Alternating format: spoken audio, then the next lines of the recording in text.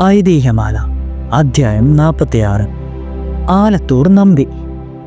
ആലത്തൂർ നമ്പിയുടെ ഇല്ലം British മലബാറിൽ പൊന്നാനി താലൂക്കിൽ തൃക്കണ്ടിയൂർ അംശത്തിൽ ആലത്തൂർ ദേശത്താണ്. ഇതുകൂടാതെ അവിടേക്ക് കൊച്ചി സംസ്ഥാനത്ത് തലപ്പള്ളി താലൂക്കിൽ ചൂണ്ടൽ പ്രവൃത്തിയിൽ തായങ്കോവ് ദേശത്ത് ഒരില്ലുമുണ്ട്. അത് രണ്ടാമതുണ്ടായതാണ്. ആ ദേശത്ത് പണ്ട് ചൂണ്ടൽ മൂസ് എന്നൊരു അഷ്ടവൈദ്യനുണ്ടായിരുന്നു. ആ ഇല്ലത്തൊരു കാലത്ത് പുരുഷന്മാരാരുമില്ലാതെ ഒരു വിധവയും ഒരു കന്യകയും മാത്രമായി തീർന്നു. ആ കന്യകയെ ആലത്തൂർ നമ്പിമാരിൽ ഒരാൾ സർവ്വസ്വാധാനമായി വിവാഹം കഴിച്ച് അവിടെ ദത്ത് കയറി. അതിനാലാണ് അവിടെയും ഒരില്ലം അവിടേക്കുണ്ടായത്. ചൂണ്ടൽ മൂസിന്റെ ഇല്ലം ആ വകയായിട്ടുണ്ടായിരുന്ന ഏതാനും വസ്തുവകകളും നമ്പിക്ക് കിട്ടി. ഏതാനും വസ്തുക്കളും ഒരു ദേവസ്വവും അന്യാധീനപ്പെട്ടു പോയിട്ടുമുണ്ട്. ആലത്തൂർ നമ്പിയുടെ ഇല്ലത്ത് ഒരിക്കൽ പുരുഷന്മാരാരുമില്ലാതെ ഒരു കന്യക മാത്രമായി തീർന്നു. അന്ന് ആ കന്യകയെ സർവ്വസ്വാധാനമായി വിവാഹം കഴിച്ച് അവിടെ ദത്ത് കയറിയത് കറുത്തപ്പാറ നമ്പൂരിയുടെ ഇല്ലത്ത് നിന്നൊരാളാണ്. അതിനാൽ കറുത്തപ്പാറ നമ്പൂരിയും ആലത്തൂർ നമ്പിയും പരസ്പരം പുലയുള്ളവരായി തീർന്നു.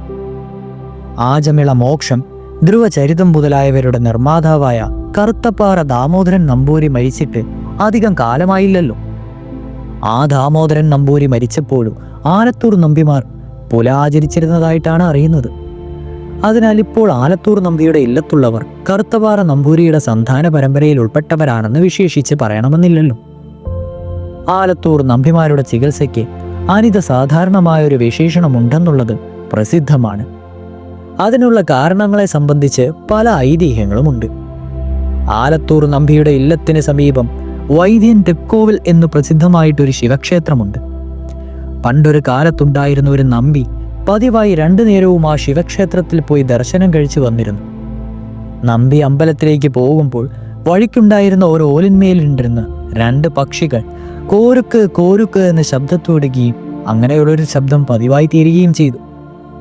ഒരു ദിവസം നമ്പി ആ പക്ഷികളിൽ മേൽപ്പറഞ്ഞ പ്രകാരം ശബ്ദിച്ചപ്പോൾ തിരിഞ്ഞു നിന്ന് ആ പക്ഷികളെ നോക്കി, കാലേഹിതമതിഭോജി കൃതിജം ക്രമണം ക്രമണേവാമം ചെയ്യാം അവിദ്രമുത്ര പരീക്ഷിത്ര സ്ത്രീയ യഥാത്മച്ചയോ നരസ്വരൂക്ക് എന്ന് പറഞ്ഞിട്ട് ഇല്ലത്തേക്ക് പോയി. അതിൽ പിന്നെ ആ പക്ഷികളെ കാണുകയോ അവയുടെ ശബ്ദം കേൾക്കുകയോ ഉണ്ടായിട്ടില്ല.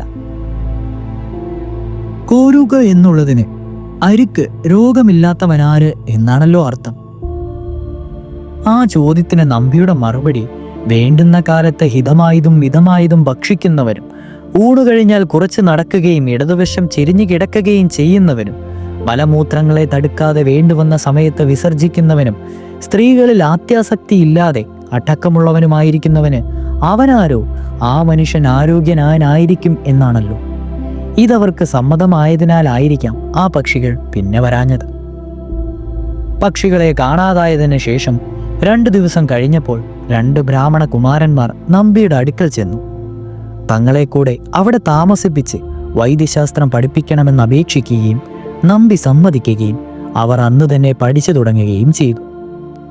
ആ കുട്ടികൾ മഹാവികൃതികളായിരുന്നുവെങ്കിലും അത്യന്തം ബുദ്ധിമാന്മാരായിരുന്നതിനാൽ നമ്പിക്ക് അവരെക്കുറിച്ചുള്ള ഒരു വിരോധവും ഉണ്ടായിരുന്നില്ല. ഏറ്റവും സ്നേഹവും വാത്സല്യവുമാണ് ഉണ്ടായത്. അവർ എന്തെല്ലാം കുസൃതികൾ കാട്ടിയാലും പറഞ്ഞാലും നമ്പി അവരെ ശാസിക്കാറില്ല. അതിനതിന് അവരുടെ ദുസ്സാമർത്ഥ്യങ്ങൾ വർദ്ധിച്ചുകൊണ്ടു തന്നെയിരുന്നു. പഠിക്കുന്ന സമയം നമ്പി പറഞ്ഞു കൊടുക്കുന്നതൊന്നും അവർ കേൾക്കുകയും മനസ്സിലാക്കുകയും ചെയ്യുകയില്ല. നമ്പി ഒരു വിധത്തിൽ ഒരു വാക്യത്തിന് അർത്ഥം പറഞ്ഞു കൊടുക്കുമ്പോൾ അവർ അതിന് വേറെ 4 വിധത്തിൽ അർത്ഥം പറഞ്ഞ് അങ്ങനെയായാൽ എന്താ, ഇങ്ങനെയായാൽ എന്താ എന്ന ചോദ്യം തുടങ്ങും. അവയെല്ലാം ചേരുന്നവയും മറ്റാരും വിചാരിക്കാത്തവയും ധരിക്കുകയും ചെയ്തിട്ടില്ലാത്തവയുമായിരിക്കും. അതിനാൽ ആ സമയങ്ങളിലും നമ്പിക്ക് സന്തോഷവും അത്ഭുതവുമല്ലാതെ അവരോട് കോപമോ വിരോധമോ ഉണ്ടായിട്ടില്ല. ഒടുക്കം നമ്പി അവരെ പഠിപ്പിക്കുന്നത് അവരിൽ നിന്ന് അനേക വിധത്തിലുള്ള വിശേഷോർത്ഥങ്ങൾ കേട്ട് ധരിക്കാനായി തീർന്നുവെന്ന് പറഞ്ഞാൽ മതിയല്ലോ. ഒരു ദിവസം നമ്പി ഇല്ലത്തില്ലായിരുന്ന സമയം ഈ ബ്രാഹ്മണ കുമാരന്മാർ അവിടെയുണ്ടായിരുന്ന പടിപ്പുര മാളികയ്ക്ക് തീ വെച്ച് ചുട്ട് അത് ഭസ്മമാക്കി ശേഷമാക്കി കളഞ്ഞു. നമ്പി തിരിച്ചു വന്നപ്പോൾ സംഗതി മനസ്സിലായി. എങ്കിലും അതിനെക്കുറിച്ച് അവരോടൊന്നും ചോദിക്കുക പോലും ചെയ്തില്ല. ഒരു ദിവസം നമ്പിയുടെ അച്ഛൻ്റെ ശ്രാദ്ധമായിരുന്നു. ബലിക്ക് കുളിക്കുവാനായി നമ്പി പോയിരുന്ന സമയം ചില നായാടികൾ, അതായത് വേടന്മാർ, പടിക്കൽ വന്ന് ഭിക്ഷയ്ക്കായി വിളിച്ചു.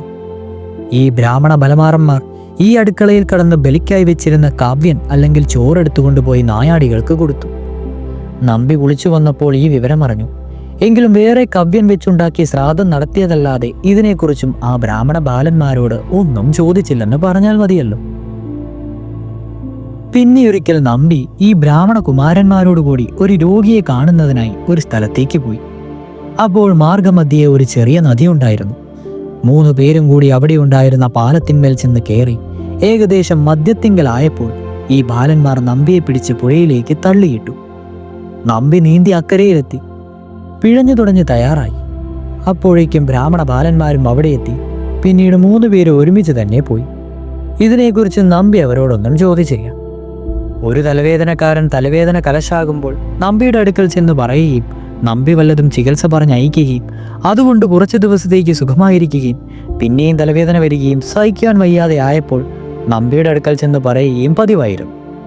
ആ പതിവ് പോലെ ഒരിക്കൽ അയാൾ ചെന്നപ്പോൾ നമ്പി അവിടെ ഉണ്ടായിരുന്നില്ല. തലവേദന ദുസ്സഹമായി തീരുകയാൽ അയാൾ അയ്യോ ഞാനിവ എന്താണ് വേണ്ടത്, ഞാൻ ഇവിടെ കിടന്ന് മരിക്കുമെന്ന് പറഞ്ഞ് ആ മുറ്റത്ത് കിടന്ന് നിലവിളിച്ചു. അപ്പോൾ ആ ബ്രാഹ്മണ കുമാരന്മാർ അവിടെ നിന്നിറങ്ങി പുരയിടത്തിലേക്ക് പോയി. 2 കൂട്ടം പച്ചിലകൾ പറിച്ചുകൊണ്ട് തിരിച്ചു വന്ന് ആ തലവേദനക്കാരനെ വിളിച്ചുകൊണ്ട് ഒരു മുറിക്കകത്തേക്ക് കയറിപ്പോയി. അകത്ത് കയറിയുടനെ വാതിലടച്ചിട്ട് സാക്ഷിയിട്ടു.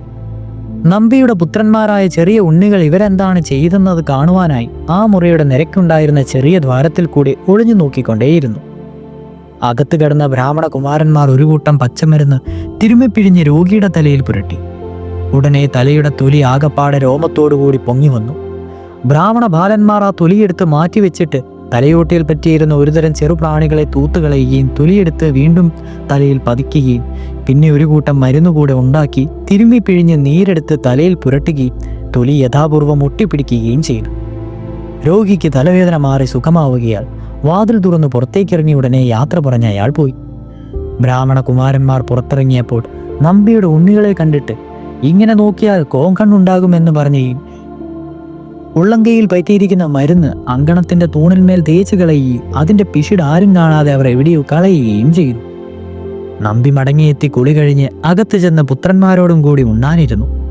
ഉണ്ടുകൊണ്ടിരുന്നപ്പോൾ ആ ഉണ്ണികൾ തലവേദനക്കാരൻ വന്നതു മുതലുണ്ടായ സകല സംഗതികളും നമ്പിയോട് പറഞ്ഞു. ആ സമയം മറ്റേ ബ്രാഹ്മണ കുമാരന്മാർ നമ്പിയുടെ അടുക്കൽ ചെന്ന് തങ്ങൾ ഇനി തങ്ങളുടെ ഇവിടുത്തെ താമസവും പഠിക്കുകയും അങ്ങേ പല വിധത്തിൽ ഉപദ്രവിക്കുകയും ചെയ്തു. അതിനൊക്കെ തക്കതായ പ്രതിഫലം തരുന്നത് ഞങ്ങളുടെ കൈവശം ഒന്നുമില്ല. എങ്കിലും ഇതിരിക്കട്ടെ എന്ന് പറഞ്ഞ് ഒരു ചെറിയ ഗ്രന്ഥം നമ്പിയുടെ നേരെ നീട്ടിക്കൊടുത്തു. നമ്പി ഉണ്ടുകൊണ്ടിരിക്കുന്നതിനായിരുന്നാൽ ഇടത് കൈ നീട്ടി അത് മേടിച്ചു. അപ്പോൾ ബ്രാഹ്മണ കുമാരന്മാർ ഒരു നിവൃത്തിയുമില്ലാതെ മുട്ടുന്ന സമയം ഈ ഗ്രന്ഥമഴിച്ച് നോക്കിയാൽ ഇതിൽ എന്തെങ്കിലും സമാധാനം കാണും. ഈ ഗ്രന്ഥം ഈ ഇല്ലത്തുള്ളവരല്ലാതെ മറ്റാരും കാണാനിടയാകരുത് എന്ന് പറഞ്ഞ് യാത്രയായി. നമ്പി വലതുകൈ മടക്കി പിടിച്ചുകൊണ്ട് അനുയാത്രയായി അവരുടെ പിന്നാലെ ചെന്നു. അവർ മുറ്റത്തിറങ്ങുന്നതിനിടയ്ക്കും നമ്പിയും അവരും തമ്മിൽ ഒരു ചെറിയ സംഭാഷണം നടന്നു. അതിപ്രകാരമാണ്. നമ്പി ചോദിച്ചു, നിങ്ങൾ ആരാണ്? ബ്രാഹ്മണ കുമാരന്മാർ പറഞ്ഞു, അതറിഞ്ഞിട്ട് എന്തു വേണം? നമ്പി വീണ്ടും ചോദിച്ചു, ഒന്നും വേണ്ടിയിട്ടല്ല, നിങ്ങൾ കേവലം മനുഷ്യരല്ലെന്ന് തോന്നി, അതുകൊണ്ട് ചോദിച്ചതാണ്. ബ്രാഹ്മണ കുമാരന്മാർ പറഞ്ഞു, എന്നാൽ ഞങ്ങൾ പക്ഷികളോ ദേവന്മാരോ ആണെന്ന് വിശ്വസിച്ചു കൊള്ളണം. നമ്പി ചോദിച്ചു, നിങ്ങളിവിടെ വന്നത് എന്തിനാണ്? ബ്രാഹ്മണ കുമാരന്മാർ പറഞ്ഞു, ആയുർവേദ ചികിത്സയ്ക്ക് പ്രസിദ്ധിയും ഫലപ്രസിദ്ധിയും പ്രചാരവും വർദ്ധിപ്പിക്കുവാൻ. നമ്പി പറഞ്ഞു, നിങ്ങൾ എൻ്റെ പഠിപ്പുരയ്ക്ക് തീവച്ചതോ? ബ്രാഹ്മണകുമാരന്മാർ പറഞ്ഞു, ആ സമയം ഇവിടെ ഇല്ലത്തിന് അഗ്നിബാധയുണ്ടാകുവാനുള്ള ഒരു യോഗമുണ്ടായിരുന്നു. അതിങ്ങനെ തീരട്ടെ എന്ന് വിചാരിച്ചാണ്. എങ്കിലും അത് ഇനിയൊരു കാലത്തുണ്ടാകും. നമ്പി ചോദിച്ചു, ശ്രാദ്ധത്തിന് വെച്ച കവ്യനെടുത്ത് നായാടികൾക്ക് കൊടുത്തതെന്തിനാണ്? ബ്രാഹ്മണകുമാരന്മാർ പറഞ്ഞു, അവർ വാസ്തവത്തിൽ നായാടികളല്ല, പിതൃക്കളാണ്. ശ്രാദ്ധത്തിന് സമയം അതിക്രമിച്ചതിൽ അവർ ഈ രൂപത്തിൽ വന്നു വിളിച്ചതാണ്. അപ്പോൾ അതെടുത്ത് കൊടുത്തില്ലായിരുന്നുവെങ്കിൽ അവർ ശപിക്കുകയും ഇവിടെ സന്തതിയും സമ്പത്തും നശിക്കുകയും ചെയ്യുമായിരുന്നു. അങ്ങനെ വരരുതെന്ന് വിചാരിച്ചിട്ടാണ് അപ്രകാരം ചെയ്തത്. നമ്പി ചോദിച്ചു, എന്നെ പുഴയിൽ ഉരുട്ടിയിട്ടത് എന്തിനാണ്? ബ്രാഹ്മണ കുമാരന്മാർ പറഞ്ഞു, ആ സമയത്ത് ആ പുഴയിൽ ഗംഗയുടെ യമുനയുടെയും സരസ്വതിയുടെയും സാന്നിധ്യമുണ്ടായിരുന്നു. അപ്പോൾ അവിടെ സ്നാനം ചെയ്താൽ ത്രിവേണി സംഗമ സ്നാനത്തിന്റെ ഫലം സിദ്ധിക്കുമായിരുന്നു. അതങ്ങയ്ക്ക് സിദ്ധിക്കാനായിട്ടാണ് അങ്ങനെ ചെയ്തത്. ഇത്രയും പറഞ്ഞപ്പോഴേക്കും അവർ മുറ്റത്തിറങ്ങുകയും അവിടെയുള്ള ആൽത്തറയിൽ കയറുകയും അവിടെ വെച്ച് അവർ അദൃശ്യരായി ഭവിക്കുകയും ചെയ്തു. ബ്രാഹ്മണ കുമാരന്മാരുടെ ആ സംഭാഷണം നിമിത്തം അവർ അശ്വനി ദേവന്മാരായിരുന്നുവെന്നും അവർ തന്നെയാണ് തന്നെ പരീക്ഷിക്കുവാനായി ആലിന്മേൽ വന്നിരുന്ന് കോരുക്ക് എന്ന് ചോദിച്ചതെന്നും നമ്പിക്ക് മനസ്സിലായി. അശ്വനി ദേവന്മാർ അന്തർദാനം ചെയ്ത ആ ആൽത്തറയിൽ വെച്ച് ഇപ്പോഴും ആണ്ടുതോറും പത്മമിട്ട് അശ്വനി ദേവന്മാരെ പൂജിച്ചു പോരുന്നുണ്ട്. ആലത്തൂർ നമ്പിമാർക്ക് ചികിത്സാ വിഷയത്തിൽ അനിത സാധാരണമായ പ്രചാരവും സിദ്ധിച്ചതും ആ ഇല്ലത്ത് അശ്വനി ദേവന്മാരുടെ സാന്നിധ്യം ഉണ്ടായതുകൊണ്ടാണെന്ന് ഇനി വിശേഷിച്ച് പറയേണ്ടതില്ലല്ലോ. അശ്വനി ദേവന്മാർ അവിടെ കയ്യിന്മേൽ പറ്റിയ ബരുത തേച്ച തൂണ് ചുരണ്ടി സ്വല്പം പൊടിയെടുത്ത് വെള്ളത്തിൽ കുഴിച്ച് നെറ്റിക്ക് പുരട്ടിയാൽ ഏത് തലവേദനയും തൽക്ഷണം മാറുമായിരുന്നു. അത് പലർക്കും അനുഭവപ്പെട്ടിട്ടുള്ള കാര്യമാണ്. എങ്കിൽ അന്നത്തെ ആ ഇല്ലം അന്ന് തന്നെ ആ ദേവവൈദ്യന്മാർ പറഞ്ഞിരുന്നതുപോലെ ഏതാനും കാലത്തിനു മുമ്പ് അഗ്നിഭഗവാൻ ആഹാരമായി തീരുകയും അതോടുകൂടി ആ തൂണും ഭസ്മാവിശേഷമായി പോവുകയും ചെയ്തു. അശ്വനി ദേവന്മാർ കൊടുത്ത ഗ്രന്ഥം ഇടത് കൈകൊണ്ട് വാങ്ങിച്ചതിനാൽ ആലത്തൂർ നമ്പിമാർ ഇപ്പോഴും മരുന്നുകളോ മരുന്നിനെക്കുറിച്ചുള്ള ഇടത് കൈ കൊണ്ടാണ് കൊടുത്താൽ അധികം ഫലം കാണുമെന്നുള്ളതാണ് ജനവിശ്വാസം. ഇനി ആ ഇല്ലത്തുള്ളവർ ചികിത്സാ വിഷയമായി ചെയ്തിട്ടുള്ള ചില അത്ഭുത കർമ്മങ്ങളെപ്പറ്റി കൂടി സ്വല്പം പറയാം. സർപ്പശ്രേഷ്ഠനായ സാക്ഷാൽ തക്ഷകൻ ഒരിക്കൽ ഉദരരോഗം നിമിത്തം അവശനായി തീരുകയാൽ ഒരു ബ്രാഹ്മണന്റെ രൂപം ധരിച്ച് അന്ന് ഗൃഹസ്ഥനായിരുന്ന നമ്പിയുടെ അടുക്കൽ ചെന്ന് തൻ്റെ രോഗത്തിൻ്റെ വിവരമറിയിക്കുകയും തൻ്റെ ദീനം ഭേദമാക്കി അയക്കണമെന്ന് അപേക്ഷിക്കുകയും ചെയ്തു. നമ്പി ഒരു മരുന്ന് ചുക്കുവെള്ളത്തിൽ കലക്കി ആ ബ്രാഹ്മണനെ അവിടത്തേക്ക് എടുത്തിയിട്ട് വായിലൊരു കുഴൽ വെച്ച് വലതു കൈകൊണ്ട് പിടിച്ച് ഇടത് കൈകൊണ്ട് മരുന്ന് കുഴലിലൂടെ ഒഴിച്ചു കൊടുത്തു. ആ മരുന്ന് സേവിച്ച ക്ഷണത്തിൽ തന്നെ വയറ്റിൽ വേദന മാറി പൂർണ്ണ സുഖത്തെ പ്രാപിക്കുകയും അദ്ദേഹത്തോട് നമ്പി ഇനി പോകാം, ഇനി ഈ ദീനം ഒരിക്കലും ഉണ്ടാവുകയില്ല എന്ന് പറയുകയും ചെയ്തു. അപ്പോൾ ആ ബ്രാഹ്മണൻ, എൻ്റെ രോഗം ശമിപ്പിച്ച് കഷ്ടപ്പാടും നീക്കിയ മഹാനായ അങ്ങയെ വഞ്ചിക്കുന്നത് എനിക്ക് വിഹിതമല്ലല്ലോ. അതിനാൽ ഞാൻ എൻ്റെ സത്യസ്ഥിതി അറിയിച്ചുകൊള്ളും. വാസ്തവത്തിൽ ഞാനൊരു മനുഷ്യനല്ല, ഞാൻ തക്ഷകനാണെന്ന് പറയപ്പെടുന്ന സർപ്പമാണ്. അവിടുന്ന് എൻ്റെ രോഗം ശമിപ്പിച്ചതിൽ എനിക്കുള്ള അപാരമായ സന്തോഷ നിമിത്തം ഇതാ ഞാൻ അനുഗ്രഹിക്കുന്നു. ഈ ഇല്ലത്ത് ജനിക്കുന്നവരെ ആരെയും ഒരു കാലത്തും സർപ്പങ്ങൾ ദംശിക്കുകയില്ല. അഥവാ ദംശിച്ചാലും വിഷം വ്യാപിക്കുകയില്ല. ഈ ഇല്ലപ്പുരയുടെ അകത്ത് വെച്ച് അന്യന്മാരെയും അപ്രകാരം തന്നെയായിരിക്കും ഭവിക്കുക. എനിക്ക് ഇടത് കൈകൊണ്ട് മരുന്നൊഴിച്ച് തന്നാണല്ലോ എൻ്റെ ദീനം ഭേദമാക്കിയത്. അതിനാൽ ഈ ഇല്ലത്തുള്ളവർ ഇടത് കൈകൊണ്ട് കൊടുക്കുന്ന മരുന്നിനും മറ്റും കൂടുതൽ ഫലമുണ്ടായിരിക്കും എന്നും ഇവിടെ ഒരിക്കൽ ഒരാൾക്കെങ്കിലും സർപ്പദൃഷ്ടി ഉണ്ടായിരിക്കുകയും ചെയ്യും എന്നും പറഞ്ഞിട്ട് ബ്രാഹ്മണ വേഷധാരിയായ തക്ഷകൻ അവിടെ നിന്ന് ഇറങ്ങിപ്പോവുകയും ചെയ്തു. അശ്വനി ദേവന്മാരുടെയും തക്ഷകന്റെയും അനുഗ്രഹം നിമിത്തം ഇപ്പോഴും ഇവിടെ കോങ്കണ്ണോ സർപ്പദൃഷ്ടിയോ ഇല്ലാതെ ആരും ഉണ്ടാകാറില്ല. തക്ഷകന്റെ അനുഗ്രഹം കൂടി സിദ്ധിച്ചപ്പോൾ ഇടത് കൈയിന്റെ മാഹാത്മ്യം ഒന്നുകൂടി വർദ്ധിക്കുകയും ചെയ്തു. നമ്മയുടെ ഇല്ലപ്പുരയുടെ ഏകദേശം 4 ഏക്കറോളം വിസ്താരമുള്ളതാണ്. അതിൻ്റെ 4 മൂലയ്ക്കും ഓരോ സർപ്പക്കാവും ഉണ്ട്. ആ ഇല്ലത്തുള്ളവരെയും ആ പുരയിടത്തിൽ വെച്ച് അന്യന്മാരെയും ഇപ്പോഴും പാമ്പ് കടിക്കുകയോ കടിച്ചാലും വിഷം വ്യാപിക്കുകയോ ചെയ്തിട്ടില്ല. ഒരിക്കൽ പാമ്പുമേക്കോട്ട് നമ്പൂതിരിമാരിൽ ഒരാൾക്ക് ധീനമായിട്ട് ചികിത്സയ്ക്കായി അന്നുണ്ടായിരുന്ന ഒരാലത്തൂർ നമ്പിയെ വരുത്തിരുന്നു. ഒരു ദിവസം ഉച്ചതിരിഞ്ഞ് മേപ്പോട്ട് നമ്പൂരിയും നമ്പിയും കൂടി വെടി പറഞ്ഞുകൊണ്ടിരിക്കുന്ന സമയം അതിഭയങ്കരാകൃതിയായ ഒരു സർപ്പം അവരുടെ അടുക്കലേക്ക് ഇഴഞ്ഞു ചെന്നു. അത് കണ്ട് നമ്പി ഭയപ്പെട്ട് എണീറ്റോടുവാൻ ഭാവിച്ചു.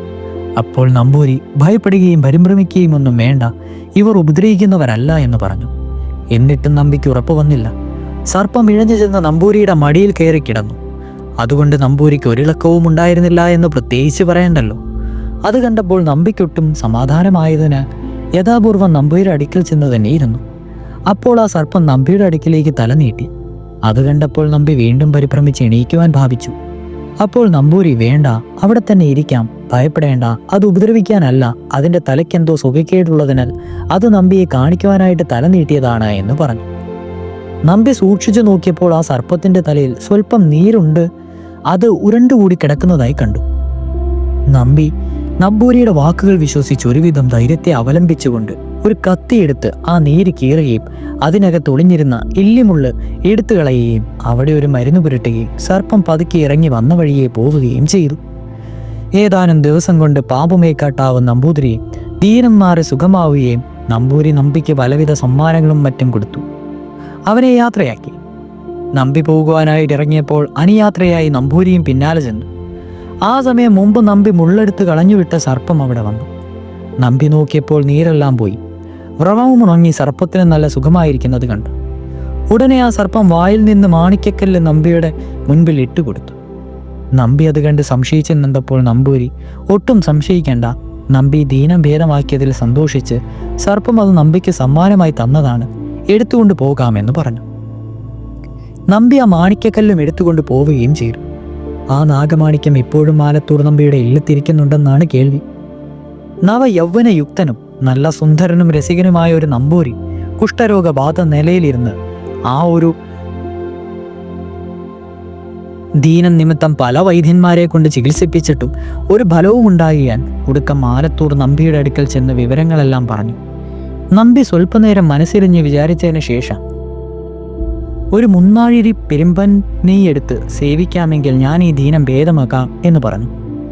അല്ലാതെ ഞാനെന്നല്ല ആര് വിചാരിച്ചാലും ഇത് ഭേദപ്പെടുത്തുവാൻ സാധിക്കുകയില്ല എന്നാണ് പറഞ്ഞത്. അത് കേട്ടപ്പോൾ നമ്പൂരിക്ക് വ്യസനം സഹിക്കവയ്യാതെയായി. എന്തായാലും പെരുമ്പിൻ നെയ് സേവിക്കുന്ന കാര്യം പ്രയാസം തന്നെ എന്ന് തീർച്ചപ്പെടുത്തി ആലത്തൂർ നമ്പി തന്നെ ഇങ്ങനെ പറഞ്ഞിരിക്കുന്ന സ്ഥിതിക്ക് പിന്നെ വൈദ്യന്മാരെ കണ്ടതുകൊണ്ട് പ്രയോജനമൊന്നുമില്ലല്ലോ എന്ന് വിചാരിച്ചുകൊണ്ടും അദ്ദേഹം ഉടനെ ചമ്രവട്ടെത്തി ഭജനം തുടങ്ങി.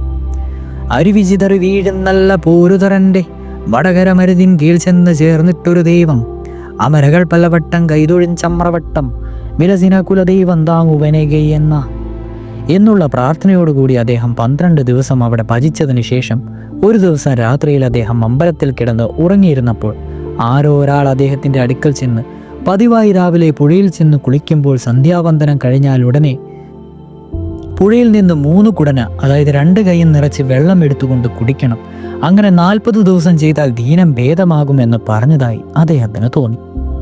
ഇത് ചമ്രവട്ടത്തിന് ശാസ്താവ് അരുളി ചെയ്തതാണ് എന്ന് വിശ്വസിച്ച നമ്പൂരി പിന്നെ പതിവായി അങ്ങനെ ചെയ്തുകൊണ്ട് ഭജിച്ചു.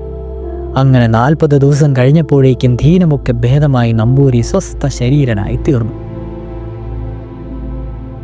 അനന്തരം നമ്പൂരി ആലത്തൂർ നമ്പിയുടെ അടുക്കൽ ചെന്ന്, പെരുമ്പൻ നെയ്യെ സേവിക്കാതെ തന്നെ എൻ്റെ ദീനം ഭേദമായി എന്ന് പറഞ്ഞു. അപ്പോൾ നമ്പി, പിന്നെ എന്ത് സംഭവിച്ചു, എന്താണ് നിങ്ങൾ സേവിച്ചത് എന്ന് ചോദിച്ചപ്പോൾ നമ്പൂരി, ഞാൻ ചമ്രവട്ട തയ്യപ്പനെ സേവിച്ചു, അല്ലാതെ ഒന്നും സേവിച്ചില്ല എന്ന് പറഞ്ഞു. പിന്നെ നമ്പിയുണ്ടായ സംഗതികളെല്ലാം വിവരമായി പറഞ്ഞു കേൾപ്പിച്ചപ്പോൾ നമ്പൂരി ഭജനത്തിൻ്റെ വിവരവും അതിനിടയ്ക്ക് തനിക്ക് ദർശനമുണ്ടായതും പുഴയിൽ നിന്ന് വെള്ളം കോരി കുടിച്ചിരുന്നതുമെല്ലാം വിസ്തരിച്ചു പറഞ്ഞു. ഉടനെ നമ്പി, എങ്ങനെയെങ്കിലും നമ്പൂരിക്ക് സുഖമായല്ലോ, അത് സന്തോഷം തന്നെ, എങ്കിലും എനിക്ക് ആ സ്ഥലമൊന്ന് കാണണം, നമ്പൂരി കൂടെ വരണമെന്ന് പറഞ്ഞു. പിന്നെ അവർ രണ്ടുപേരും കൂടി പോയി ചമ്രവട്ടത്തെ അമ്പലക്കടവിൽ നിന്ന് പുഴക്കടവിലൂടെ കുറച്ചു ദൂരം ചെന്നപ്പോൾ അവിടെ ഒരു വലിയ പെരുമ്പാമ്പ് ചത്ത് ചീഞ്ഞു കിടക്കുന്നതും മഴവെള്ളത്തോടും കൂടി അതിൻ്റെ നെയ് പുഴയിലേക്ക് ഒഴുകിച്ചേരുന്നതും കണ്ടിട്ട് നമ്പി നമ്പൂരിയോട്, ഇതാ ഇത് കണ്ടുകൂ, ഈ നെയ്യോടുകൂടിയുള്ള വെള്ളമാണ് നമ്പൂരി പതിവായി കുടിച്ചിരുന്നത്. മുന്നാഴി നെയ് സേവിക്കണമെന്ന് ഞാൻ പറഞ്ഞുള്ളൂ. ഇപ്പോൾ 3 ഇടങ്ങഴിയിൽ അധികം നെയ് നമ്പൂരി സേവിച്ചിരിക്കുമെന്ന് പറയുകയും ശരി തന്നെ എന്നുള്ള നമ്പൂരി സമ്മതിക്കുകയും ചെയ്തു. ഇന്ന് രോഗത്തിന് ഇന്നത് ചെയ്യണമെന്നുള്ള നിശ്ചയം നമ്പിക്ക് എത്രമാത്രം ഉണ്ടെന്നും അത് തന്നെ ചെയ്യാതെ ആ രോഗം ഭേദമാവുകയില്ലെന്നും ഇത് കണ്ട് സ്പഷ്ടമാകുന്നുണ്ടല്ലോ. പണ്ടൊരിക്കൽ ഒരാലത്തൂർ നമ്പി കൽപ്പനപ്രകാരം വളരെ കാലം തിരുവനന്തപുരത്ത് താമസിച്ചിരുന്നു. അക്കാലത്ത് കിളിമാനൂർ കൊട്ടാരത്തിൽ അന്നത്തെ മൂത്ത കോയിത്തമ്പുരാന് ഒരു ദീനമുണ്ടായി. ദീനം തണ്ണീർദാഹമായിരുന്നു. അത് വർദ്ധിച്ച് എത്ര വെള്ളം കുടിച്ചാലും മതിയാകാത്ത നിലമിലായി. അങ്ങനെ കണക്കില്ലാതെ വെള്ളം കുടിക്കുന്നത് ശരിയല്ലല്ലോ എന്ന് വിചാരിച്ച് കഞ്ഞി മുതലായവ കൂടാതെ പ്രതിദിനം 180 ഇളനീരിൻ്റെ വെള്ളം കൂടി കുടിക്കുക എന്നൊരു പതിവ് വെച്ചു. അതുകൊണ്ട് മതിയായിട്ടില്ല, എങ്കിലും ഒരു കണക്ക് വേണമല്ലോ എന്ന് വിചാരിച്ച് അങ്ങനെ നിശ്ചയിച്ചതാണ്. അങ്ങനെ ഇരിക്കുമ്പോൾ കോയിത്തമ്പുരാൻ, എൻ്റെ ഈ ദാഹം ആരെങ്കിലും മാറ്റിയാൽ മാറ്റുന്നവർക്ക് ഞാൻ 1000 രൂപ കൊടുത്തേക്കാം എന്ന് പറഞ്ഞു തുടങ്ങി. അങ്ങനെ പല ദിവസം കേട്ടപ്പോൾ കിളിമാനൂർ കൊട്ടാരത്തിൽ ഒരു തമ്പുരാട്ടിയുടെ ഭർത്താവായി താമസിക്കുന്ന ആളും തിരുവനന്തപുരത്ത് വലിയ കൊട്ടാരത്തിലെ ഒരു പൂജക്കാരനും നമ്പിയുടെ സ്നേഹിതനുമായ ഒരു നമ്പൂരി കോയിത്തമ്പുരാൻ്റെ ഒരാളെന്ന നിലയിൽ തിരുവനന്തപുരത്ത് ചെന്ന നമ്പിയെ കണ്ട് വിവരമെല്ലാം പറഞ്ഞ് ക്ഷണിച്ചു. എന്നിട്ട് കിളിമാനൂറേക്ക് കൊണ്ടുപോയി. അവിടെ എത്തിയ ദിവസം തന്നെ നമ്പി കോയിത്തമ്പുരാനെ കാണുകയും ഒരു മരുന്ന് കൊടുത്ത് സേവിപ്പിക്കുകയും ചെയ്തു. പിറ്റേ ദിവസമായപ്പോൾ 140 കരിക്ക്, അതായത് ഇളനീർ കൊണ്ടുചെന്നും അവർക്ക് കൊടുത്തു. അന്നും മരുന്ന് കൊടുത്തു. അടുത്ത ദിവസമായപ്പോൾ ഇളനീർ 10 കൂടി കുറഞ്ഞു. അങ്ങനെ 15 ദിവസം കൊണ്ട് ഒരു ഇളനാൾ എറിയാൽ മതിയെന്ന സ്ഥിതിയിലായി. അപ്പോൾ നമ്പി, ഇപ്പോൾ ഇങ്ങനെ ഇരിക്കട്ടെ, ഇനി ഞാൻ നാട്ടിലേക്ക് ഒന്നുപോയി വരാം, ഇല്ലത്ത് നിന്ന് പോന്നിട്ട് വളരെ നാളായി എന്ന് പറഞ്ഞ് യാത്രയായി. കോയിത്തമ്പുരാൻ നമ്പിക്ക് 100 രൂപ കൊടുത്തു. നമ്പി ഒന്നും മിണ്ടാതെ സന്തോഷസമേതം കൊടുത്തു വാങ്ങിയത് കൊണ്ട് പോവുകയും ചെയ്തു. നമ്പി പോയതിന്റെ പിറ്റേ ദിവസം മുതൽ കോയിത്തമ്പുരാന് ദാഹം വർദ്ധിച്ചു തുടങ്ങി. 15 ദിവസം കൊണ്ട് പൂർവ്വസ്ഥിതിയിൽ 180 കരിക്കിന്റെ വെള്ളം കുടിച്ചാലും മതിയാവുകയില്ല എന്ന നിലയിലായി. കോയിത്തമ്പുരാൻ മുൻപ് നമ്പിയെ വിളിച്ചുകൊണ്ടുവന്ന നമ്പൂരിയെ വിളിച്ച് നമ്പിയെ ഒരിക്കൽ കൂടി കൊണ്ടുവരണമെന്ന് പറഞ്ഞപ്പോൾ നമ്പൂരി, അത് പ്രയാസമാണ്. ഒരിക്കൽ ഞാൻ വിഡ്ഢിയായി, ഇനി അതിന് തയ്യാറായില്ല. അല്ലെങ്കിൽ ഇപ്പോൾ കൊടുത്തിട്ടുള്ളത് കൂടാതെ മുൻപ് പറഞ്ഞിട്ടുള്ളതുപോലെ 1000 രൂപ തികച്ചു കൊടുക്കണം. അങ്ങനെ ചെയ്യാമെന്ന് നിശ്ചയമുണ്ടെങ്കിൽ ഞാൻ പോയി വിളിച്ചുകൊണ്ട് വരാമെന്ന് പറഞ്ഞു. ആ സംഖ്യ നമ്പി വന്നാൽ ഉടനെ കൊടുക്കുകയും വേണമെന്ന് പറഞ്ഞു. നമ്പൂരിയുടെ അഭിപ്രായം പോലെ ചെയ്യാമെന്ന് കോയിത്തമ്പുരാൻ സമ്മതിക്കുകയും നമ്പൂരി പോയി വീണ്ടും നമ്പിയെ കൊണ്ടുവരികയും ഉടനെ കോയിത്തമ്പുരാൻ 1000 രൂപ കെട്ടിക്കൊടുക്കുകയും നമ്പി ചികിത്സിച്ച് ദീനം ഭേദപ്പെടുത്തുകയും ചെയ്തു. ആലത്തൂർ നമ്പിയുടെ ഇല്ലത്ത് അപ്പവന്മാരാണ് വൈദ്യത്തിൽ അധികം വിദഗ്ധന്മാരും പ്രസിദ്ധന്മാരുമായി തീരുക പതിവ്. അച്ഛൻ നമ്പിമാർക്ക് സ്വല്പം ഒരു കമ്പച്ചായ ഉണ്ടായിരിക്കും, അത് പതിവാണ്. എങ്കിലും ഗുരുത്വത്തിനും കൈപുണ്യത്തിനും ആർക്കും കുറവുണ്ടായിരിക്കാറില്ല. ഇക്കഴിഞ്ഞ 1092 ആണ്ട് കഴിഞ്ഞുപോയ അപ്പൻ നമ്പി എന്ന ഏറ്റവും വിദഗ്ധനും പ്രസിദ്ധനുമായിരുന്നുവല്ലോ. 1092 കഴിഞ്ഞുപോയ അപ്പൻ നമ്പിയുടെ ജ്യേഷ്ഠനായ ഒരാൾ ഉണ്ടായിരുന്നു. അവിടേക്ക് പഠിപ്പും പ്രസിദ്ധിയും വളരെ കുറവായിരുന്നു. സ്വല്പമായ ഉന്മാദച്ചാതയും ഉണ്ടായിരുന്നു. ഒരിക്കൽ അവിടുന്ന് ഒറ്റപ്പാലത്തിന് സമീപം ഒരു സ്ഥലത്ത് പോയി മടങ്ങി വരുമ്പോൾ കുതിരവട്ടത്തിൽ വലിയനായ ഒരു വലിയ ചില ഭൃത്യന്മാർ കണ്ടുകൂടി. വലിയ നായർക്ക് അതികലശമായ ഒരു വയറ്റൽ വേദന ഉണ്ടായിട്ട് ഇളയ നമ്പിയെ കൂട്ടിക്കൊണ്ട് ചെല്ലുവാനായി അവരെ പറഞ്ഞയച്ചിരിക്കുകയായിരുന്നു. അവർ മൂത്ത നമ്പിയെ കണ്ടപ്പോൾ ഇളയ നമ്പിയാണെന്ന് തെറ്റിദ്ധരിച്ച് കൂട്ടിക്കൊണ്ടുപോയി. വലിയ നായർ വേദനയുടെ കാഠിന്യ നിമിത്തം ആഹാരം കഴിക്കുവാനും ഇരിക്കുവാനും കിടക്കുവാനും വയ്യാതെയായിട്ട് മുകളിൽ ഒരു കയറ് കെട്ടി അതിന്മേൽ പിടിച്ചുകൊണ്ട് നിന്ന് നിലവിളിക്കുകയായിരുന്നു. നമ്പി അവിടെ എത്തിയ ഉടനെ, എനിക്ക് ദാഹം കലശായിരിക്കുന്നു, അതിന് വല്ലതും വേണമെന്ന് പറഞ്ഞു. എന്നിട്ട് കുളിക്കുവാൻ പോയി. നമ്പി കുളി കഴിഞ്ഞ് വന്നപ്പോൾ 5-6 കരിക്കും 10-15 പൂവൻപഴവും കൊണ്ട് ചെന്ന് കൊടുത്തു. നമ്പി അതിൽ 2 കരിക്കെടുത്ത് തുളച്ച് വെള്ളം തലയിൽ ഒഴിച്ചു. ഒരു കരിക്കിന്റെ വെള്ളം കുടിച്ചു. 2 പഴവും തിന്നു. പിന്നെ രോഗിയോട് കുറച്ച് പഴം തിന്നാമോ എന്ന് ചോദിച്ചു. വയ്യ എന്ന് വലിയ നായർ പറഞ്ഞപ്പോൾ നമ്പി, എങ്കിലും പരീക്ഷിച്ചു നോക്കൂ എന്ന് പറഞ്ഞു ഒരു പഴമെടുത്ത് ശകലം മുറിച്ചു കൊടുത്ത് തീറ്റി. അത് തിന്നു കഴിഞ്ഞപ്പോൾ നമ്പി, ഇപ്പോൾ വേദന എങ്ങനെയിരിക്കുന്നു എന്ന് ചോദിച്ചു. കുറച്ച് കുറവുണ്ടോ എന്ന് സംശയം എന്ന് നായർ പറഞ്ഞു. നമ്പി കുറേശ്ശെയായി ഒരു പഴവും മുഴുവൻ തീറ്റിയിട്ട് ഇപ്പോൾ എങ്ങനെയിരിക്കുന്നു എന്ന് പറഞ്ഞു. വളരെ ഭേദമുണ്ടോ എന്ന് നായർ സമ്മതിച്ചു.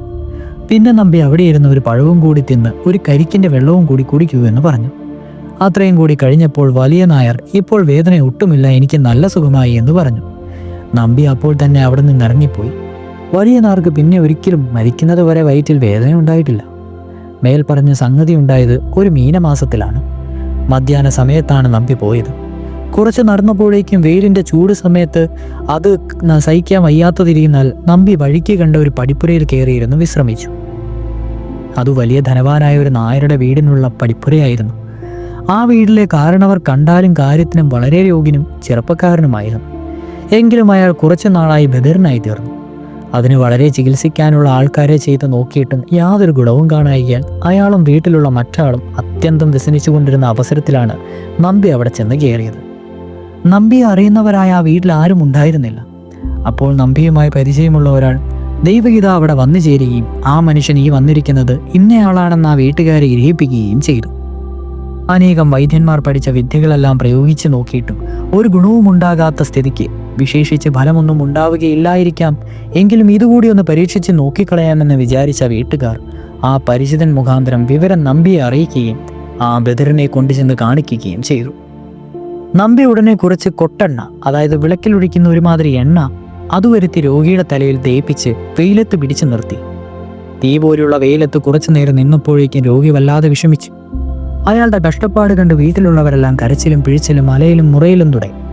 ഒടുക്കം രോഗിയുടെ അമ്മ നമ്പിയുടെ അടുക്കൽ ചെന്ന്, എൻ്റെ പ്രിയപ്പെട്ട ഏകപുത്രൻ ഇങ്ങനെ വെയിലത്ത് നിന്ന് പൊരിയുന്നത് കണ്ട് സഹിക്കുവാൻ എനിക്ക് ശക്തിയില്ല. 2 നാഴികയിലധികവും നേരമായല്ലോ, അവൻ കഷ്ടപ്പെടുന്നു, ഇനിയെങ്കിലും കയറിപ്പോകുവാൻ അനുവദിച്ചാൽ കൊള്ളാമെന്ന് വ്യസനസമേതൻ കരഞ്ഞുകൊണ്ട് പറഞ്ഞു. ഉടനെ നമ്പി രോഗിയുടെ അടുക്കൽ വന്ന 2 ചീടത്തും ഓരോ വീക്ക് വെച്ചു കൊടുത്തു. അതുകണ്ട് വീട്ടുകാർ പൂർവാധികം ഉറക്കെ നിലവിളിച്ചു. എങ്കിലും തല്ലുകൊണ്ടതിനോടുകൂടി രോഗിക്ക് ചെവി കേൾക്കുവാറായി. ഉടനെ നമ്പി അവിടെ നിന്ന് പോവുകയും ചെയ്തു. ഒരിക്കൽ കോട്ടയ്ക്കൽ താമസിച്ചിരുന്ന സമയത്ത് ഏറാൾപ്പാട് തമ്പുരാൻ ക്ഷയരോഗബാധിതനായി തീരുകയാൽ ചികിത്സയ്ക്കായി അനുജൻ നമ്പിയെ കൊണ്ടുപോയിരുന്നു. നമ്പി അവിടെ എത്തി കണ്ടപ്പോൾ തന്നെ രോഗം അസാധ്യമാണെന്ന് തീർച്ചപ്പെടുത്തി. എങ്കിലും അത് പറയുകയോ ഭാവിക്കുകയോ ചെയ്തത് ശരിയല്ലല്ലോ എന്ന് വിചാരിച്ച് ചില ചികിത്സകൾ ചെയ്തുകൊണ്ട് അവിടെ താമസിച്ചു. രോഗം പ്രതിദിനം വർദ്ധിച്ചുകൊണ്ടിരുന്നു. തമ്പുരാന് രുചി ലവലേശമില്ലാതെയായി. ഭക്ഷണം കുറഞ്ഞതിനോടും കൂടി ക്ഷീണവും കലശായി. രുചിയോടുകൂടി ഒരാൾ ഉരുളച്ചോറുണ്ടിട്ട് അപ്പോൾ തന്നെ മരിച്ചാലും സങ്കടമില്ല, അതിന് വല്ലതും നിവൃത്തിയുണ്ടോ എന്ന് തമ്പുരാൻ നമ്പിയോട് ചോദിച്ചു. രുചി ഉണ്ടാക്കാമെന്ന് നമ്പി മറുപടി പറയുകയും അങ്ങനെയല്ലാതെ പറയരുതല്ലോ എന്ന് വിചാരിച്ചാണ് നമ്പി അങ്ങനെ പറഞ്ഞത്. പറഞ്ഞു കഴിഞ്ഞപ്പോൾ ഇനി എന്താ നിവൃത്തിയെന്ന് വിചാരിച്ചിട്ട് നമ്പിക്ക് മാർഗമൊന്നും തോന്നിയില്ല. അപ്പോൾ ജ്യേഷ്ഠൻ അവിടെ സമീപം അച്ചിപ്ര എന്ന ദേശത്ത് ചെന്നിട്ടുണ്ടെന്ന് കേട്ട് ഉടനെ ആളയച്ച് കോട്ടയ്ക്കൽ വരുത്തി വിവരമെല്ലാം പറഞ്ഞു. ജ്യേഷ്ഠൻ നമ്പി തമ്പുരാനെ ചെന്ന് കണ്ട് എന്ത് ഭക്ഷിക്കുവാനാണ് അവിടേക്ക് രുചി തോന്നുന്നത് എന്ന് ചോദിച്ചു. എനിക്കൊന്നിനും രുചി തോന്നുന്നില്ല, എന്നാൽ ഒരു ഉരുളച്ചോറെങ്കിലും രുചിയോടുകൂടി ഉണ്ടായാൽ കൊള്ളാമെന്നുണ്ടെന്ന് ഒരു മോഹമുണ്ട്. രുചി ഇല്ലാതാനും പിന്നെ എന്താ ചെയ്യുക എന്ന് തമ്പുരാൻ മറുപടി പറഞ്ഞു. ഉടനെ നമ്പി ഒരു വലിയ സദ്യക്കുള്ള വിഭവങ്ങളൊക്കെ ഉണ്ടാക്കുവാൻ പറഞ്ഞു. ക്ഷണത്തിലെല്ലാം തയ്യാറായി. ഇല വെച്ച് തമ്പുരാനെ പിടിച്ചെണീപ്പിച്ച് അവിടെ ഇരുത്തി. ജ്യേഷ്ഠൻ നമ്പി എന്തോ ഒരു മരുന്ന് കയ്യിലിട്ട് തിരുമ്മി ഒരു ചെറിയ ഗുളിക പോലെയാക്കി തമ്പുരാന്റെ വായിൽ ഇട്ടുകൊടുത്തിട്ട് ഇറക്കുവാൻ പറഞ്ഞു. അതിറക്കിയ ഉടനെ നെയ്യും പരിപ്പും കൂടി ഒരു ഉരുളച്ചോറ് കൊടുത്തു. അതുണ്ടാക്കി കഴിഞ്ഞപ്പോൾ മുൻപിലത്തെ പോലെ ഒരു പ്രാവശ്യം കൂടി മരുന്ന് കൊടുത്തു. ഇപ്പോൾ രുചി തോന്നുന്നുണ്ടോ എന്ന് നമ്പി ചോദിച്ചു. കുറച്ചുകൂടി ഉണ്ണാമെന്ന് തോന്നുന്നുണ്ടോ എന്ന് തമ്പുരാൻ പറഞ്ഞു. പിന്നെ കാളൻ മുതലായവയും മോരും കൂട്ടി ഏകദേശം 4 അരിയുടെ ചോറും കുറേ പ്രഥമനും കഴിച്ചു. തമ്പുരാന് വളരെ സന്തോഷമാവുകയും ചെയ്തു. ജ്യേഷ്ഠൻ നമ്പി അന്ന് അവിടെ തന്നെ താമസിച്ചു. പിറ്റേ ദിവസം രാവിലെ യാത്രയായപ്പോൾ അനുജൻ ഇന്ന് വരുന്നുവോ എന്ന് ചോദിച്ചതിന് ഞാൻ 4 ദിവസം കഴിഞ്ഞു വരാമെന്ന് അനുജൻ നമ്പി മറുപടി പറഞ്ഞപ്പോൾ ജ്യേഷ്ഠൻ നമ്പി അത് വേണ്ട, ഇന്നില്ലെങ്കിൽ നാളെ രാവിലെ പോരൂ എന്ന് പറഞ്ഞിട്ട് പോയി. അന്ന് രാത്രിയിൽ തമ്പുരാൻ തീപിടുകയും ചെയ്തു. ആ ജ്യേഷ്ഠൻ നമ്പിക്ക് പഠിപ്പ് അധികമുണ്ടായിരുന്നുവല്ലെന്ന് മാത്രമല്ല, കുറേശ്ശെ കമ്പജ്ഞാനം ഉണ്ടായിരുന്നു. എങ്കിലും മറ്റാർക്കും അത്രയും ഉണ്ടായിരുന്നില്ല. ചികിത്സ അപ്പപ്പോൾ തോന്നുന്നത് പോലെയാണ് ചെയ്യുക. ശാസ്ത്രപ്രകാരമായിരിക്കുകയില്ല. എങ്കിലും ഒന്നും ഫലിക്കാതെയും വരാറില്ല. എണ്ണ കാച്ചി തേച്ചിട്ട് ഒരെണ്ണയും പിടിക്കാതിരിക്കുമ്പോൾ ആരെങ്കിലും ചെന്ന് പറഞ്ഞാൽ ജ്യേഷ്ഠൻ നമ്പി കുളിക്കുന്നതിന് മുമ്പാണെങ്കിൽ എന്തെങ്കിലും കുറേ എണ്ണ എടുത്ത് ഇടത് കൈ കൊണ്ട് അവരുടെ തലയിൽ തേപ്പിച്ച് കളയും. കുളി കഴിഞ്ഞിട്ടാണെങ്കിൽ എണ്ണ തലയിൽ ഒഴിച്ചു കൊടുക്കും. പിന്നെ അവർക്ക് പച്ചെണ്ണ തേച്ചാൽ മതി, ഒരു ദിനവും ഉണ്ടാകുകയില്ല. ഈ ജ്യേഷ്ഠൻ നമ്പി ഒരു കുട്ടഞ്ചേരി മൂസിന്റെ അവതാരമാണെന്ന് കൂടി ജനങ്ങളുടെ ഇടയിൽ ഒരു വിശ്വാസം ഉണ്ടായിരുന്നു. അതിന്റെ കാരണമായ ഒരു ഐതിഹ്യമുണ്ട്. ആലത്തൂർ നമ്പിമാർ വൈദ്യശാസ്ത്രം പഠിക്കുക കുട്ടഞ്ചേരി മൂസിന്റെ അടുക്കലാണ് പതിവ്. ആ പതിവനുസരിച്ച് ഈ ജ്യേഷ്ഠൻ നമ്പിയുടെ മൂത്തച്ഛനും അവിടെ ചെന്ന് പഠിച്ചു താമസിച്ചിരുന്നു. അന്നുണ്ടായിരുന്ന കുട്ടഞ്ചേരി മൂത് വൈദ്യസംബന്ധമായി ഭൂലോകത്തുള്ള സകല ഗ്രന്ഥങ്ങളും നോക്കിയിട്ടുണ്ടായിരുന്നു അത്രേ. അദ്ദേഹം ഒരു ദിവസം ശിഷ്യനായ നമ്പിയോട് ഞാൻ അഷ്ടാംഗ ഹൃദയം, അഷ്ടാംഗ സംഗ്രഹം, ചരകം, സുശ്രുതം മുതലായ ഭൂലോകത്തിലുള്ള സകല വൈദ്യ ഗ്രന്ഥങ്ങളും നോക്കിയിട്ടുണ്ട്. ഇനി ഒരാഗ്രഹം മാത്രമേ ഉള്ളൂ. നമ്പിയുടെ ഇല്ലത്ത് അശ്വിനി ദേവന്മാർ കൊടുത്തതായ ഒരു ഗ്രന്ഥമുണ്ട് എന്ന് കേട്ടിട്ടുണ്ട്. അതുകൂടി ഒന്ന് നോക്കിയാൽ കൊള്ളാമെന്നാണ് ആഗ്രഹം. അതിനെന്താ നിവൃത്തി എന്ന് ചോദിച്ചു. അതിന് മറുപടിയായി നമ്പി അതിനെന്താ പ്രയാസം, അവിടെ ചെന്നൊന്ന് ജനിച്ചാൽ മതിയല്ലോ എന്ന് പറഞ്ഞു. അത് കേട്ടിട്ട് മൂസിന് വളരെ സന്തോഷമുണ്ടായത്. ഉടനെ മൂസ് മറുപടി വളരെ ഭംഗിയാക്കി. ഇങ്ങനെയാണ് അത് പറയേണ്ടത്. ഇങ്ങനെ എല്ലാ വിഷയത്തിലും എല്ലായ്പ്പോഴും ഉചിതമായത് തോന്നട്ടെ എന്ന് പറഞ്ഞ് നമ്പിയുടെ ശിരസിൽ 2 കൈയും വെച്ച് അനുഗ്രഹിക്കുകയും പെട്ടെന്ന് അവിടേക്ക് നിന്ന് മരിക്കുകയും ചെയ്തു. ആ കുട്ടഞ്ചേരി മൂസ് ഇവിടെ വന്ന് ജനിച്ച ആളാണ് ആ ജ്യേഷ്ഠൻ നമ്പി എന്നാണ് ജനശ്രുതി. ആലത്തൂർ നമ്പിയുടെ ഇല്ലത്തടുത്ത കാലത്തുണ്ടായിരുന്നവരിൽ ഏറ്റവും പ്രസിദ്ധനും യോഗ്യനുമായി തീരുന്നത് 92 മരിച്ചുപോയ അച്ഛൻ നമ്പി തന്നെയായിരുന്നു. അവിടുന്ന് കീർത്തിയും വിത്തസമ്പത്തും ശിഷ്യസമ്പത്തും ധാരാളമായി സമ്പാദിച്ചു. ഇപ്പോൾ ആ ഇല്ലത്തുള്ള 3 നമ്പിമാരെ വൈദ്യശാസ്ത്രം പഠിപ്പിച്ചത് അവിടുന്ന് തന്നെയാണ്. പരേതനായ രാമവർമ്മത്ത് ചന്ദ്രശേഖരൻ പിള്ള ഇപ്പോൾ തൃശ്ശൂർപേരൂർ പട്ടണത്തിൽ ഒരു വൈദ്യശാല സ്ഥാപിച്ച് ചികിത്സ നടത്തിവരുന്ന രാമൻപിള്ള അവറുകൾ മുതലായി അനേകം വൈദ്യന്മാർ അവിടുത്തെ ശിഷ്യവർഗത്തിൽപ്പെട്ടവരാണല്ലോ. 92 മരിച്ചുപോയ നമ്പിയുടെ അനുജനായിട്ടും ഒരു നമ്പി ഉണ്ടായിരുന്നു. അദ്ദേഹത്തിന് പ്രസവ ചികിത്സയിലാണ് അധികം പ്രസിദ്ധമായിട്ടുണ്ടായിരുന്നത്. ഒരിക്കൽ കോഴിക്കോട് സാമൂതിരി കോവിലകത്ത് ഒരു തമ്പുരാട്ടിക്ക് പ്രസവ വേദന തുടങ്ങിയിട്ട് 5-6 ദിവസമായിട്ടും പ്രസവിക്കായിയാൽ അനേകം ഡോക്ടർമാരെ വരുത്തി കാണിച്ചു. എല്ലാവരും അസാധ്യമാണെന്ന് പറഞ്ഞൊഴിഞ്ഞതിന് ശേഷം ഈ നമ്പി ചില വിദ്യകൾ പ്രയോഗിച്ച് തള്ളയ്ക്കും പിള്ളയ്ക്കും യാതൊരു കേടും കൂടാതെ പ്രസവം നടത്തിയതിൽ സാമൂതിരിപ്പാട് സമ്പുരാൻ സന്തോഷിച്ച് നമ്പിക്ക് വീരശൃംഖല സമ്മാനിച്ചു. ഇങ്ങനെ ആലത്തൂർ നമ്പിമാരെ സംബന്ധിച്ച് പറയാമെന്ന് വെച്ചാൽ ഇനിയും അനേക സംഗതികളുണ്ട്. വിസ്തരഭയത്താൽ ചുരുക്കുന്നു. ആലത്തൂർ നമ്പിമാർ ചികിത്സാ വിഷയത്തിൽ അധികം പ്രസിദ്ധിയും പ്രചാരവും സിദ്ധിക്കുന്നത് അപ്പന്മാരാണെന്നൊന്നും പതിവെന്നും മുമ്പ് പറഞ്ഞിട്ടുണ്ടല്ലോ. ആ പാരമ്പര്യ ക്രമം അനുസരിച്ച് ഇപ്പോൾ അവിടെ ആ സ്ഥാനം വഹിച്ചിരിക്കുന്നത് 3-ാമൻ നമ്പിയാണ്. അവിടേക്ക് ചികിത്സാ വിഷയത്തിൽ സിദ്ധിച്ചിട്ടുള്ള പ്രസിദ്ധിയും പ്രചാരവും ഒട്ടും ചില്ലറയല്ല. അവിടത്തെക്കുറിച്ച് പ്രത്യേകമായ ഒരു ഉപന്യാസം എഴുതേണ്ടതാകിയാൽ അത് വേറൊരു അവസരത്തിൽ ആയിക്കൊള്ളാമെന്ന് കരുതി ഈ ലേഖനം ഇത്രയും കൊണ്ട് അവസാനിപ്പിച്ചിരിക്കുകയാണ്. ഇതോടുകൂടി ഐതിഹ്യമാല അധ്യായം 46 തീർന്നിരിക്കുന്നു. ഇനി അധ്യായം 47 വയസ്കര ചതുർഭേദ വട്ടത്തിരിയും യക്ഷി തുടരും.